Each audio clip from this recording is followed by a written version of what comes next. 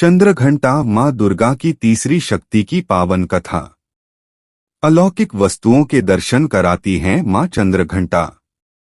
पिंडज प्रवरारूढ़ा चंडकोपास्त्र केर्युता प्रसादं तनुते मह्यं चंद्रघंटेति विश्रुता। मां दुर्गा की तीसरी शक्ति है चंद्रघंटा। नवरात्रि में तीसरे दिन इसी देवी की पूजा आराधना की जाती है।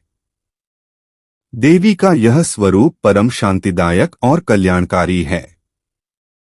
इसीलिए कहा जाता है कि हमें निरंतर उनके पवित्र विग्रह को ध्यान में रखकर साधना करना चाहिए।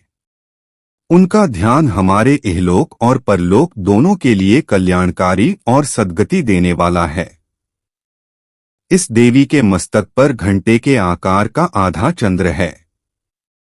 इसीलिए इस देवी को चंद्रघंटा कहा गया है। इनके शरीर का रंग सोने के समान बहुत चमकीला है। इस देवी के 10 हाथ हैं। वे खड्ग और अन्य अस्त्र शस्त्र से विभूषित हैं। सिंह पर सवार इस देवी की मुद्रा युद्ध के लिए उद्धत रहने की है। इसके घंटे सी भयानक ध्वनि से अत्याचारी दानव दैत्य और राक्षस कांपते रहते हैं। नवरात्रि में तीसरे दिन इसी देवी की पूजा का महत्व है। इस देवी की कृपा से साधक को अलौकिक वस्तुओं के दर्शन होते हैं, दिव्य सुगंधियों का अनुभव होता है और कई तरह की ध्वनियां सुनाई देने लगती हैं। इन क्षणों में साधक को बहुत सावधान रहना चाहिए। इस देवी की आराधना से साधक में वीरता और निर्भयता के साथ ही सौम्यता और विनम्रता का विकास होता है।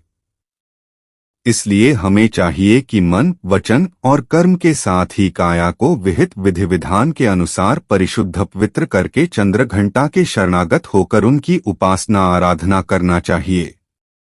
इससे सारे कष्टों से मुक्त होकर सहज ही परम पद के अधिकारी बन सकते हैं।